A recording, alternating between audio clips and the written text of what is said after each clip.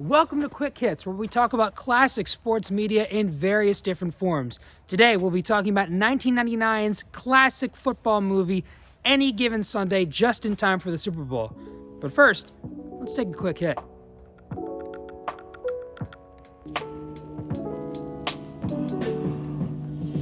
Got a little tear.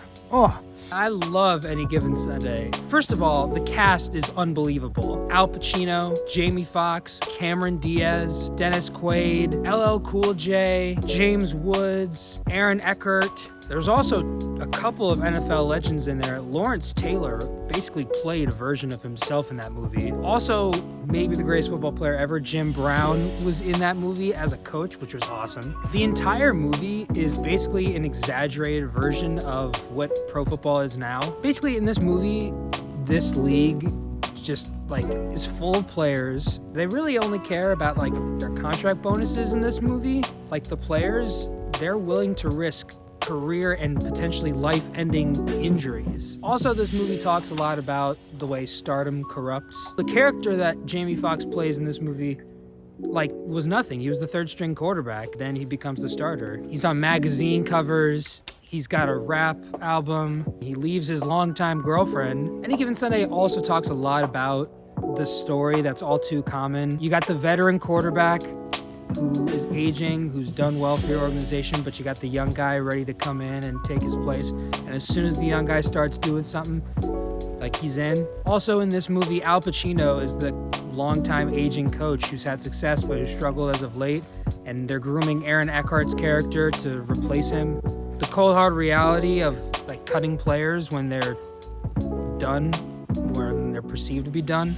James Woods, he's the super shady team doctor. He's willing to let these players play with concussions and threatening the other team doctors to make sure that they're actually playing because all they care about is money. This is especially true with concussions. There's also a lot that's talked about this, about the power struggle that teams have with their ownership a lot. And I don't know, with Washington's Daniel Snyder, he just comes to mind as someone who, is involved in a lot of that. Cameron Diaz plays the owner, or she's the daughter of the owner who died, but now she's controlling the team.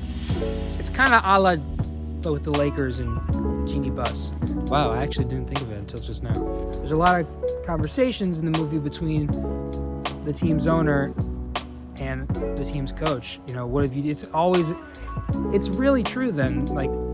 One of their big messages, which is the same in the NFL, this is a what have you done for me lately business. I'm sure the NFL was so pleased to see this representation of their league. I'm sure they have no problem with it whatsoever. There's no way the NFL wanted this movie to come out. There's no way. I guess you could say this was the Will Smith concussion movie, but before that movie came out and without Will Smith. Okay, so my two favorite things about this movie. Number one, Jamie Foxx's character, the quarterback, he has this ritual. At the very beginning of the movie, he has to enter the game very suddenly. He's the third string quarterback, and he gets into the huddle, and then all of a sudden he pukes all over the field. Kinda a la Donovan McNabb. Wow, this movie was really ahead of its time. Basically, Al Pacino has this amazing line where he says, if you do it every game, they'll respect you for it. Something like that. Anyways, he ends up making this an actual habit, and so he has a throw-up routine at the beginning of every game. He just pukes on the field.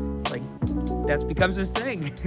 The second and really the most important thing about this movie is the speech. The speech that Al Pacino gives his football team before the playoff game. Hall of Fame worthy. One of the best speeches in movie history. It may not be a miracle. The Miracle speech was pretty good, but this is a top-tier movie speech. Easily the most famous part of the movie, too. Overall, go watch Any Given Sunday. Enjoy the Super Bowl. I'm gonna miss football. See you next time. Presented by Tonique.